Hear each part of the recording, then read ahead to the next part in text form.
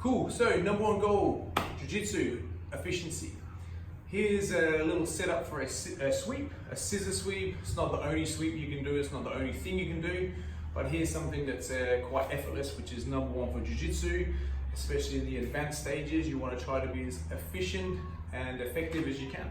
So here's a setup for a sweep. We'll do it from this angle here. So I can put Jack behind my number two, my knees here. I can sit him behind my number two pretty easy. If he backs up, I can always go back to my number one, control him, but here is behind my knees. Pretty simple to do. Obviously, I want to have my knees on a 45-degree angle. I don't want my knees like this, where now Jack has a lot of weight over me. So this is here, 45-degree angle, and I have control of Jack. I can control his sleeves, here, wrists, tricep, one of each. Mix it up and play around with it. I have control of him here. Now, I know for a fact that Jack can only go two ways, back or forward. And even if he wants to go around, he has to go forward or back at some stage. So I just have to time it and go with the feel. Whichever way he wants to go, I help him go.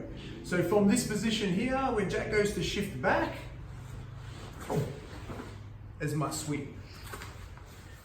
If Jack steps back with one leg, one or the other, it doesn't matter. Same sweep.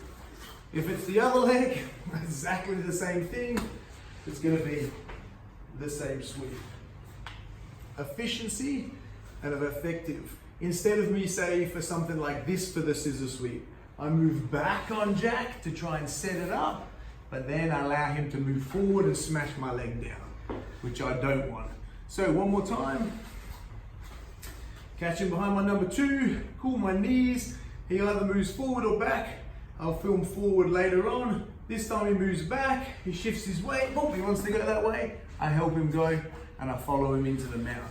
Something efficient and sustainable.